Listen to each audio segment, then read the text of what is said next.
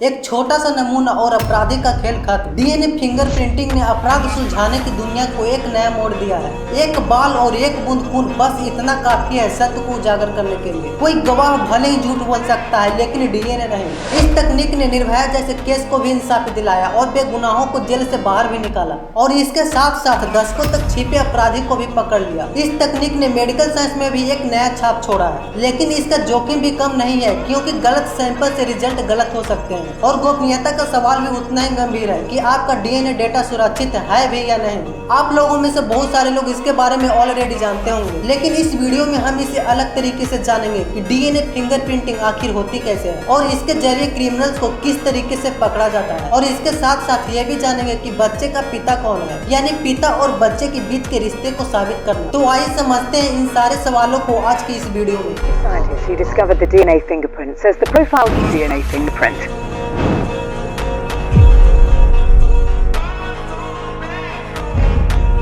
इसे डिटेल में समझने के लिए हमें कुछ टाइम पीछे जाना होगा। साल 1984 में डॉक्टर एलेक्स जेफरी ने डीएनए फिंगरप्रिंटिंग की खोज की थी। उन्होंने पाया कि इंसान के डीएनए में कुछ ऐसे हिस्से होते हैं जैसे VNTRS या STRS, जो हर इंसान के बॉडी में डिफरेंट होता है, और ये वही हिस्सा है जो हर व्यक्ति को एक अलग जेनेटिक पहचान देता है। और इस टेक्निक का सबसे पहला इस्तेमाल अपराधी को पहचान करने और पिता और बच्चे के बीच के रिश्ते को साबित करने में किया गया था। सोचो, इसे आने से पहले कितने बेगुनाहों को सजा मिली होगी, लेकिन अब डीएनए टेस्ट ने पूरी खेल को ही बदल दिया है। अब ये जानते हैं कि डीएनए फिंगरप्रिंटिंग आखिर होती कैसे है। मान लो कहीं पर एक क्राइम हुआ, अब जिस भी स्थान पर एक क्राइम हुआ है वो वहाँ पुलिस छानबीन करने के लिए आएगी, राइट। अब पुलिस क्राइम स्थल से बाल, खून या त्वचा जैसे जैविक पार्ट को इकट्ठा करती है जिसमें क्रिमिनल्स के डीएनए होता है। अब इस पार्ट को लैब में ले जाकर एक प्रोसेस से गुजारा जाता है जिसे PCR बोला जाता है। PCR को समझने के लिए इसे एक जादुई कॉपियर की तरह देख सकते हैं, जो डीएनए के छोटे पार्ट को बार बार बढ़ाता है ताकि वैज्ञानिक उसे आसानी से पढ़ सके।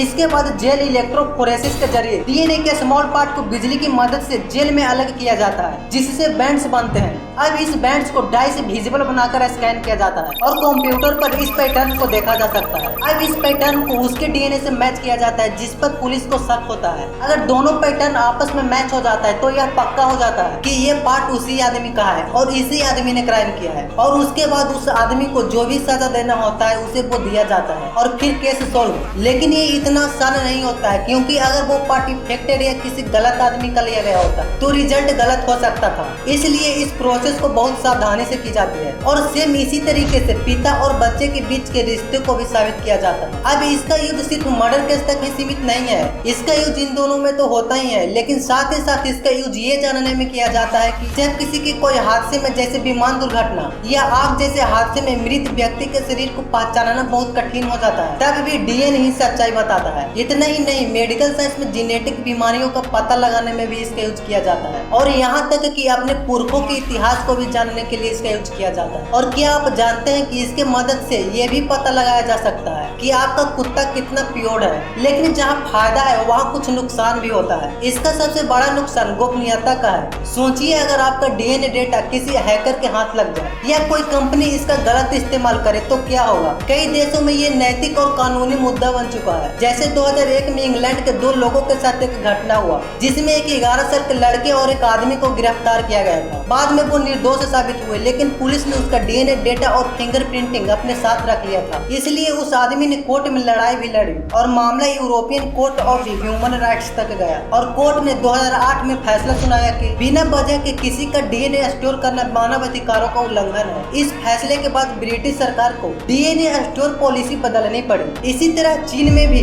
उइगर मुसलमानों का डीएनए, आंखों की स्कैनिंग और फिंगरप्रिंट बिना उनकी मर्जी के लिया गया। ये बताती है कि डीएनए फिंगरप्रिंटिंग सिर्फ एक विज्ञान नहीं, बल्कि आज के दौर में एक संवेदनशील कानूनी और नैतिक मुद्दा भी है। इसलिए डीएनए डेटा को सुरक्षित रखना जरूरी है। कुछ ऐसे असली केसेस हैं जहां डीएनए फिंगरप्रिंटिंग ने अपना कमाल कर दिखाया है। जैसे निर्भया केस में आरोपियों की पहचान डीएनए से हुई और अमेरिका में एक आरोपी 30 साल तक बचता रहा, लेकिन उसे भी डीएनए के जरिए पकड़ लिया गया। वहीं कुछ केस इतने पेचीदा होते हैं, जैसे जुड़वा भाइयों का मामला, जहाँ दोनों का डीएनए मिलता जुलता है और वहाँ पर कोर्ट को भी फैसला लेने में मुश्किल होता है, तो वहाँ पर भी डीएनए फिंगरप्रिंटिंग ही सोल्व करता है। यहाँ से ये पता चलता है कि ये तकनीक जितना ताकतवर है उतना ही सावधानी से काम करने वाला भी है। फ्यूचर में डीएनए फिंगरप्रिंटिंग काफी ज्यादा तेज और आसान होने वाला है। आज रैपिड डीएनए टेस्टिंग जैसी तकनीक आ चुकी है जिसके जरिए कुछ ही घंटों में रिजल्ट पता चल जाता है। कई देशों में पुलिस स्टेशन में ही डीएनए स्कैनर लगाए जा रहे हैं। इसके साथ अब एआई का इस्तेमाल डीएनए पैटर्न को तेजी से विश्लेषण करने और जटिल केस को सुलझाने में हो रहा है। लेकिन फिर वही सवाल, क्या हर इंसान का डीएनए डेटा सरकार के पास होना चाहिए? क्या इससे सुरक्षा बढ़ेगी या निगरानी? इसका आंसर आप कमेंट में बता सकते हो। तो अगली बार जब भी किसी फिल्म में एक बाल के जरिए कातिल को पकड़ा जाए तो समझना कि ये सिर्फ ड्रामा नहीं बल्कि विज्ञान की ताकत है। अब बताओ तुम्हारे हिसाब से डीएनए फिंगरप्रिंटिंग का इतना व्यापक इस्तेमाल होना चाहिए या नहीं? क्या इसे हर नागरिक के पहचान पत्र से जोड़ना चाहिए? नीचे कमेंट में अपनी राय जरूर देना। उम्मीद करता हूँ इस वीडियो से आपको कुछ नया सीखने को मिला होगा। अगला वीडियो किस टॉपिक पर होना चाहिए कमेंट में जरूर बताना। बाकी मिलते हैं ऐसे ही एक नई वीडियो के साथ।